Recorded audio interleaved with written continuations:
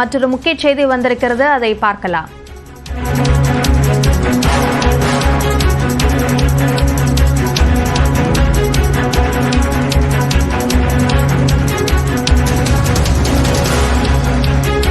மாற்றுப்பாதையில் விமானங்களை இயக்க ஏர் இந்தியா திட்டமிட்டிருக்கிறது. அதனை முக்கிய செய்தியாக நாம் பார்க்கிறோம். பாகிஸ்தான் தடையால் மாற்றுப்பாதையில் விமானங்களை இயக்க ஏர் இந்தியா திட்டமிட்டுள்ளது.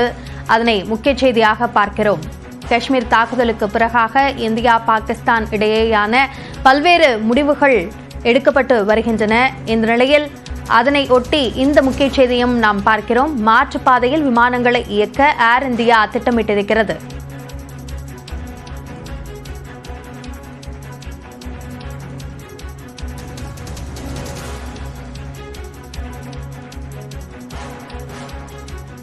கூடுதல் விவரங்களை தொடர்ந்து நம்முடைய செய்தியாளர் சுசித்ராவிடம் கேட்கலாம். சுசித்ரா, மாற்றுப்பாதையில் விமானங்களை இயக்க ஏர் இந்தியா திட்டமிட்டிருக்கிறது. இந்த முடிவை எதனால் எடுத்திருக்கிறார்கள்? விவரங்களை பதிவு செய்யுங்கள். மாற்று பாதையில் விமானங்களை இயக்குவதற்கான ஒரு முடிவிற்கு விமான நிறுவனங்கள் வந்துள்ளன. ஏற்கனவே பாகிஸ்தானுடைய வான்வெளியில் சென்று கொண்டிருந்த விமானங்கள் தவிர மற்ற விமானங்கள் அந்த வழியே செல்லாது என்ற ஒரு முடிவு என்பது ஏர் இந்தியா, இண்டிகோ உள்ளிட்ட பல்வேறு விமான நிறுவனங்களால் எடுக்கப்பட்டுள்ளது குறிப்பிட்டு அதன் அடிப்படையில் இந்தியாவிலிருந்து அதாவது தென் அமெரிக்க நாடுகள், இங்கிலாந்து உள்ளிட்ட ஐரோப்பிய நாடுகளுக்கு செல்லும் விமானங்கள் என்பது பாகிஸ்தானுடைய வான்வெளி வழியாக செல்லாமல் மாற்று பாதையில் செல்லும் என்ற ஒரு அறிவிப்பை தற்போது ஏர் இந்தியாவானது தெரிவித்தது. இதனால் ஏற்படும் காலதாமதத்திற்கு பயணிகள் மன்னிக்க வேண்டும் என்ற ஒரு கோரிக்கையும், தேவைப்பட்டால் உதவி எண்களை அழைக்க வேண்டும் என்று உதவி எண்களையும் அவர்கள் தற்போது அதிகாரப்பூர்வமாக அறிவித்துள்ளார்கள். சுசித்ரா, இப்போ மாற்றுப்பாதையில விமானங்களை இயக்குறதுனால விமான கட்டணம் சார்ந்த விஷயங்கள்ல மாற்றமோ அல்லது அது புறப்படக்கூடிய இடம் அதில் மாற்றம் இருக்குமா?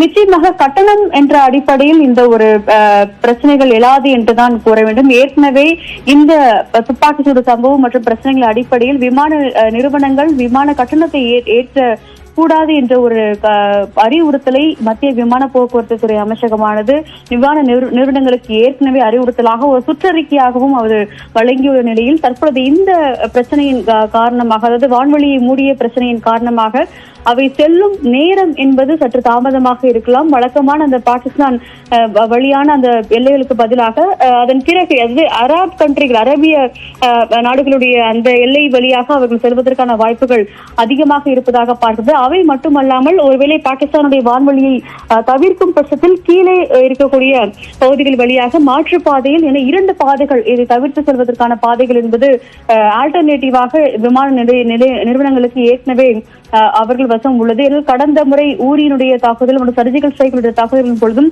வான்வெளி என்பது கடுமையாக மூடப்பட்ட பொழுதும் இதே ஒரு முறையைத்தான் இந்திய விமான நிறுவனங்கள் கையாண்டது குறிப்பிடத்தக்கது. அதனால் சற்று கால தாமதம் என்பது ஏற்படுமே தவிர பயண தூரம் என்பது பயண நேரம் என்பது நீடிக்குமே தவிர கட்டணம் உள்ளிட்டவற்றில் எந்த ஒரு மாற்றமும் இருக்காது.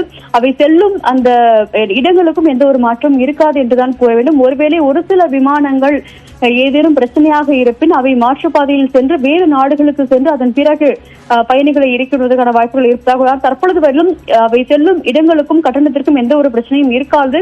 அந்த ஒரு பயண நேரம் என்பது மட்டுமே அதிகரிப்பதற்கான வாய்ப்புகள் இருப்பதாக முதற்கட்ட அறிவிப்புகளையும் அந்த பயணிகள் அதை பொறுத்துக் கொள்ள வேண்டும் என்ற அறிவிப்புகளையும் விமான நிறுவனங்கள் தற்பொழுது கூறியுள்ளன. அடுத்தடுத்த விமானங்கள், புதிய விமானங்கள் இந்தியாவில் இருந்து கிளம்பும் விமானங்களாக இருக்கட்டும், வெளிநாடுகளிலிருந்து இந்தியாவிற்கு இனிமேல் வரவுள்ள விமானங்களாக இருக்கட்டும், அவைக்கு தேவையான அந்த பயண நேரம் உள்ளிட்ட அனைத்து தகவல்களுமே பயணிகளுக்கு, சம்பந்தப்பட்ட பயணிகளுக்கு முன்கூட்டியே வழங்கப்படும் என்ற ஒரு தகவலையும் விமான நிறுவனங்கள் அதிகாரப்பூர்வமாக தெரிவித்துள்ளன. மத்திய சிவில் விமான போக்குவரத்து துறை அமைச்சகத்தினுடைய ஒரு முக்கிய ஆலோசனையும் தற்பொழுது டெல்லியில் நடைபெற்று வருவது மிக முக்கியமாக பார்க்கப்படுகிறது. பாகிஸ்தானுடைய அந்த வான்வெளி மூடப்பட்டதன் காரணமாக ஏற்படும் அந்த தாக்கம் என்பது எவ்வளவாக இருக்கும், அது கமர்ஷியல், குறிப்பாக சிவில் விமானங்கள் தான் அதிக அளவில் அந்த பயணத்தில் அந்த வழியை பயன்படுத்துவது மிக முக்கியமாக பார்க்க. குறிப்பாக ஐரோப்பிய நாடுகளுக்கு பிரான்ஸ், இங்கிலாந்து உள்ளிட்ட ஐரோப்பிய அண்டை நாடுகள் மட்டுமல்லாமல் தென் அமெரிக்க நாடுகளான லாட்டின் அமெரிக்க